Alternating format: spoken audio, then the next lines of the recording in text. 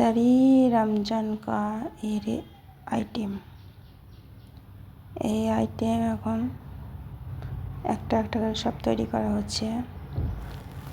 সব ইফতার করবে, রোজা রাখেছে, রোজাটা খুলবে। সন্ধ্যাবেলার সব ইফতারির ব্যবস্থা এটা।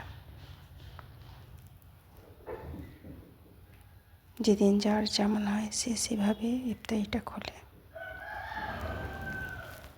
এটা আমাদের কাজ বলে এগুলো করতে হয়, অনেকে নিষেধ করছে, কিন্তু এটা আমাদের এই বিজনেসটা এভাবে সব কিছু ইউটিউব মামাজানকে দেখাতে হবে, প্রত্যেক দিন পাঠাতে হবে ওনার কাছে।